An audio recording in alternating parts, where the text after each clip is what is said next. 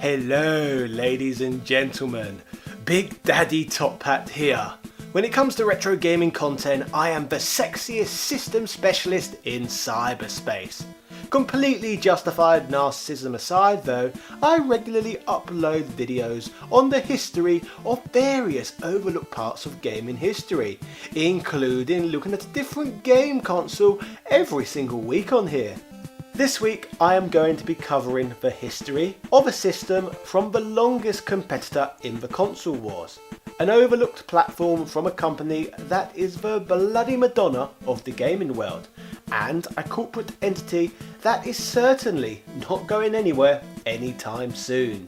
Yes, that is right ladies and gentlemen. Today we are going to be looking at a system from Nintendo, a company with perhaps the most fanatical fandom I have ever encountered on the whole of the information superhighway.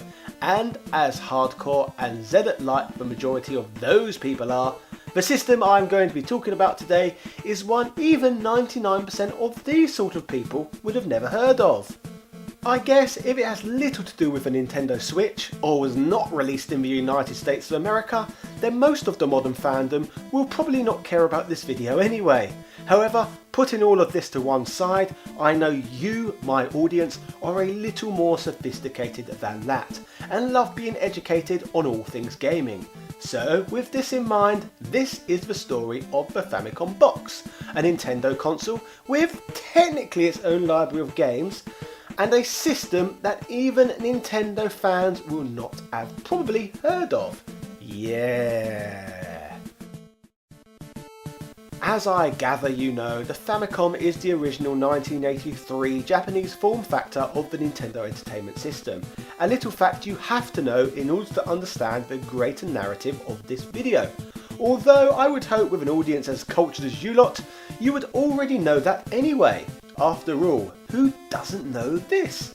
It is as common knowledge as, did you know Mario Bros 2 is really Doki Doki Panic? Or that Mario used to be called Jumpman?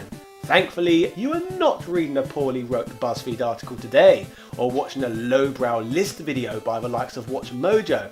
So enough of the obvious, let's talk about the Famicombox. To understand this story, we first have to travel back to 1986 and head straight to Japan. By this point in time, the Famicom is a hugely popular system, and the NES has debuted in the United States just 1 year prior to 1986. Nintendo are in a healthy position and quickly taking over the gaming world. During this year, in order to further build on their market dominance, Nintendo began to distribute a contraption known as the Famicombox across stores of Japan. This was no ordinary Nintendo console though, as rather than going on sale, it would be a platform that would be used to give customers in-store demonstrations of various games that could be played on their Famicoms at home. As you can see from the image on screen now, the Famicombox was a large silver machine that varied greatly from that of a regular Famicom, and as a result was vastly different to what was available in Japanese homes. Straight away, the most notable feature of this machine is that it has 15 cartridge slots as opposed to just one, and as a result up to 15 games can be inserted into this Goliath of a system at once. The system was equipped with switches on the front to cycle through these games, making the device perfect for in-store demonstrations. So that is the device's function really, and how it works. However, moving past this, the device still has a lot of quirky differences that make it a very different beast to the actual Famicom itself. Firstly, the console has 3 controller ports, unlike the Famicom which has 2 controllers hardwired to the system.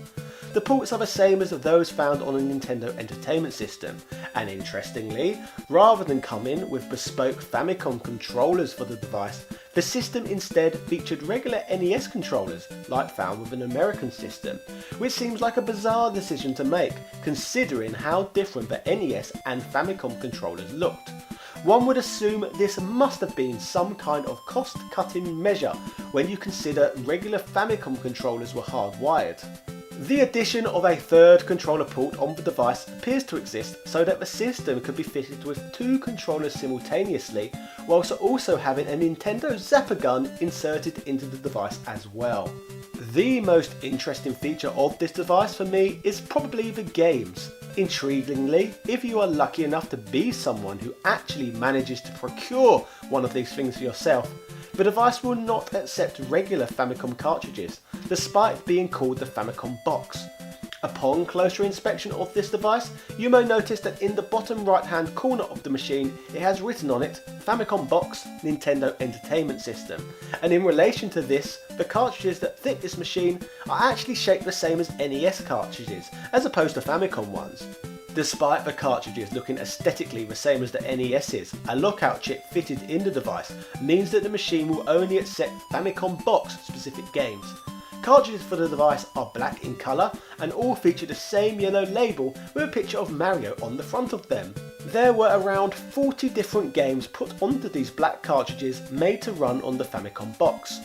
All of these titles are popular games that can obviously be experienced on the regular Famicom, which you would expect really considering that the device was made as a demonstration unit for that system. The Famicombox also featured its own unique startup screen, which I shall show you now before we move on.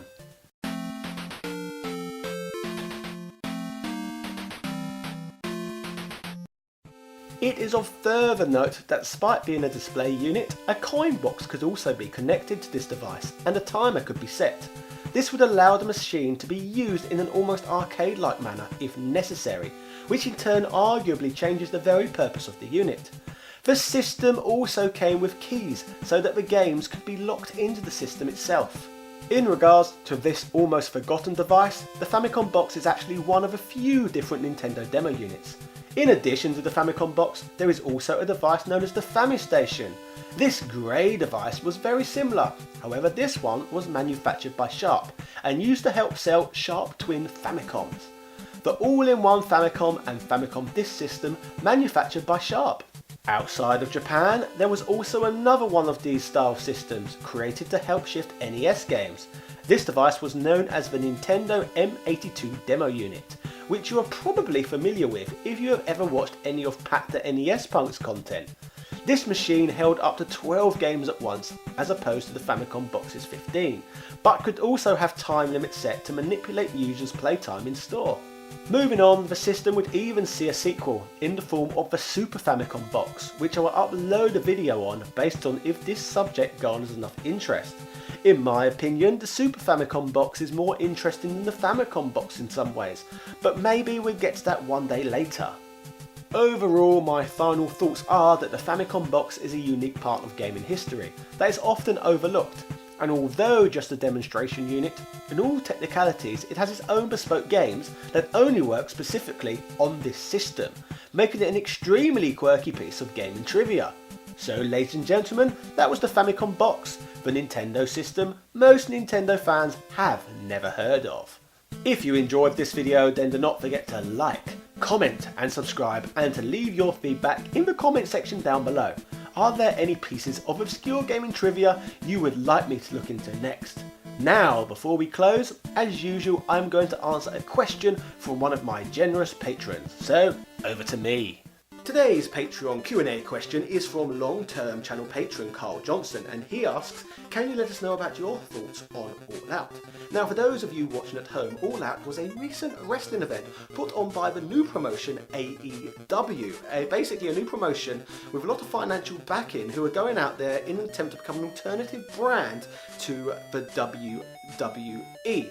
So now, to be honest with you, Carl, you're probably aware, but I was actually an indie wrestler for over 10 years of my career, so I do know quite a lot about wrestling, which is why I assume you probably asked me this question. Now, I never got round to watching All Out, however, I did see All In, which I believe was probably a month or two prior. And my problem with the AEW product so far is it's pretty much the same as what WWE are already putting on. Like, I thought the wrestling style was pretty much identical, and identical to a lot of what the indie promotions are putting on as well, such as Progress, ICW, etc., where the in-ring action across all wrestling brands, from what I can see all over the world, NJPW, whoever, they're putting on exactly the same thing, this new homogenized indie style where every match is exactly the same as the next and full of near falls where everyone tries to do everything under the sun. Now, when I started training back in 2006, and I probably sound a little bit Jim Cornette here, everything was a lot less homogenized and wrestling to me was a lot more interesting. Every country and territory tended to have its own individual style. Back then, America mainly seemed to be about heavyweights and entertainment. Britain was about technical wrestling, Japan was about near falls and martial arts and stiff kicks, whilst Mexico was about high flying action. So you had all of these different styles from different parts of the world, all existing independently from one another. But obviously, as the internet has got more popular and it's easier for people to watch more niche content, slowly wrestling seems to have homogenized into just one style, which for me has made the whole thing a lot more boring overall, as we're essentially getting the same product from every company in the world, just presented slightly differently with different production values, etc. So that for me is why I have fallen out with wrestling somewhat over the years, and as a result a lot of other people are as well, which is why companies these days seem to be pandering a lot more to the hardcore audience rather than trying to get out to the mass market, if that makes sense to you. Basically, it draws a lot of parallels, I would say, with multiculturalism as a whole. Although places like London, LA, New York, etc. are all fantastic cities that have a lot to offer, they are all very, very similar to each other. Like, if you can go to New York or if you go to London, there'll be certain areas which just simply look identical to one another as a result of multiculturalism. So basically, you've had a multiculturalism effect applied to wrestling now, and as a result it's homogenized into just one style. So obviously multiculturalism is great and all, and there's a lot of advantages to it. One of the drawbacks of it is everything slowly becomes the same, and that's my problem with AEW and modern wrestling as a whole. So that was a little bit of a rant, wasn't it? Because I really do love wrestling, and in fact I've even thought about making a wrestling channel in the past, although saying I love wrestling sounds a bit contradictory considering the point I just made. Basically, I love the way wrestling used to be, and that is the same sentiment I would gather a lot of people would echo, which also applies to gaming, I suppose, which has also become very homogenized. I guess there are a lot of drawbacks to what the internet does to the world overall and modern technology, etc. So anyway, rant over, time for the outro. Thank you, Carl. Finally, to conclude this video, my channel Top Hat Gaming Man is funded by the amazing support I receive from my fantastic Patreon supporters, such as Carl Johnson, who I answered a question for in this video. All these people really do relieve an element of stress from my life, as I've repeated time and time again, and continue to encourage me to get videos out to you on such a regular basis. So a huge thanks and a massive shout out once again to Carl Johnson, Shizuka Kobayashi, JD Robbins, Greg Hooper, Seabass the Great, Since Spaces, Andrew Bazansky, Edward O'Reilly, Quang DX, Sponge Matt B, Michael Baker, Hans Christian, Computer Man, Antonio Rodriguez, and all of my other patrons. Thank you for improving my life so much.